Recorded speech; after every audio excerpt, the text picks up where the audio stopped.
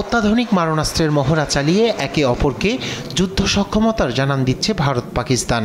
22 April Jammu কাশ্মীরের পেহেলগামে প্রাণঘাতী সন্ত্রাসী হামলা ইস্যুতে ক্রমবর্ধমান উত্তেজনায় পরাশক্তিধর দুই দেশের মধ্যে তীব্র হচ্ছে যুদ্ধের শঙ্কা। বেশ কয়েকদিন ধরে উভয় পক্ষের সেনাদের মধ্যেও চলছে গুলি বিনিময়।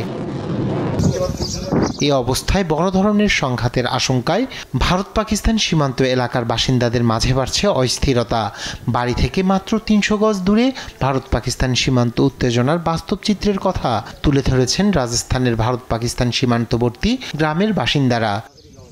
তবে দুই দেশের সরকার যদি শেষ পর্যন্ত যুদ্ধে জড়ায় তাহলে সেনাবাহিনীর সঙ্গে কাঁধে কাঁধ মিলিয়ে পাকিস্তানের বিরুদ্ধে লড়াই করার ব্যাপারে দৃঢ় প্রতিজ্ঞ অঞ্চলটির মানুষ। যুদ্ধ নিয়ে মোটেও ভীত নন বলেও জানান তারা।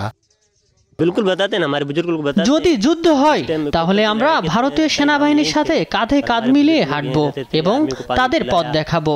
সেনাদের খাদ্য, পানীয় এবং প্রয়োজনীয় সবকিছু দিয়ে সাহায্য করব। আমরা ভীত নই। পর্যটকদের উপর আক্রমণ করা খুবই অন্যায় ছিল।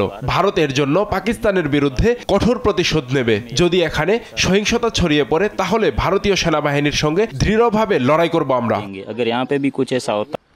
পেহেলগাম ইস্যুতে কোনো তথ্য প্রমাণ ছাড়াই দোষারোপ করে ভারত উত্তেজনার সূত্রপাত করছে বলে অভিযোগ পাকিস্তানের। দেশটি আগ বাড়িয়ে যুদ্ধ জড়াতে চায় না, তবে নয়াদিল্লি শুরু করলে কঠোর জবাব দেওয়ার হুঁশিয়ারি ইসলামাবাদের।